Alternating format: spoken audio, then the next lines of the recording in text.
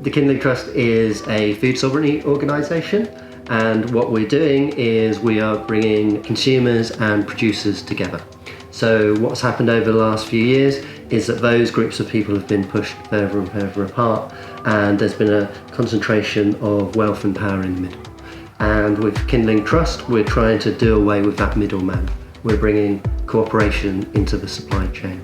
That means that we can get more of the money that our customers spend on food back to our farmers and support them, and we can make local organic food more accessible and affordable to people.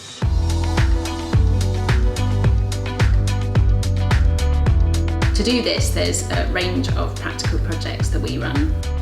One is Farm Start, and that is about supporting and encouraging a new generation of sustainable growers.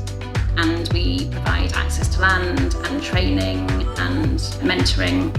And the idea is that we help people scale up from gardening and allotment scale growing to supplying restaurants and a veg box scheme. So every week 400 people and families get a box of our local organic veg. Often a lot of it, particularly this time of year, grown by our farm starters. And we also supply cafes and restaurants and the university lectures. The other project that we run is Land Army, and that's about bringing people out to volunteer at the farms. And what that does is give people a chance to get to meet the growers and get to see where their food comes from.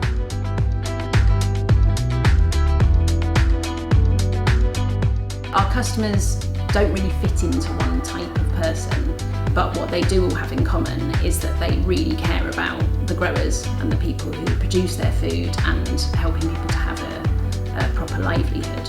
And what they also care about is environment, so the soil and healthy soil and biodiversity, and they really want good, healthy, lovely local food, and that's what we can give them.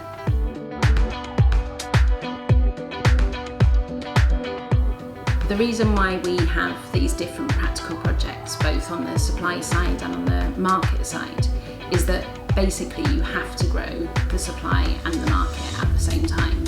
So if we were to just focus on growing a new generation of growers, but we didn't provide a fair market that would pay them properly, then you would just be setting people up to fail.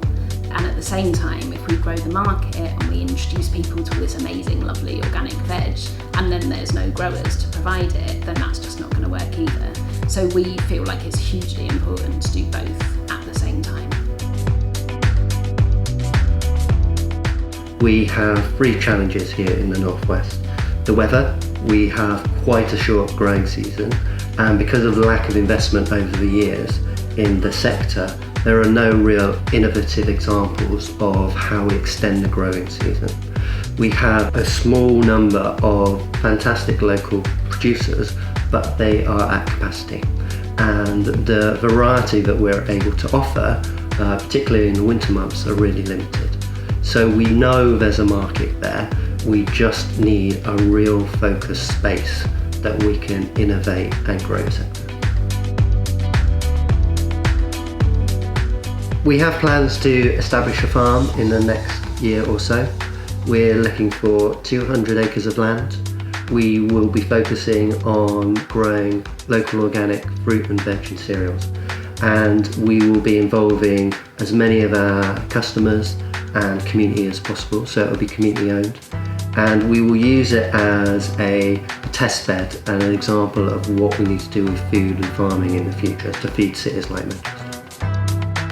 It's all about going back and taking the good things that we had from our farming system and blending it with the knowledge we have now, the understanding and awareness we have of wildlife and climate change, and taking the good bits of technology and creating sustainable food and making it affordable and accessible for everyone, whilst allowing farmers to make a livelihood from food production. What's really important to us about the farm is not just that it will be innovative in terms of its growing techniques and its ecological focus, but it's about how we will run the farm and who will be involved in the farm. We've talked about cooperation and collaboration between growers and customers, and we'll have the visitors that are coming.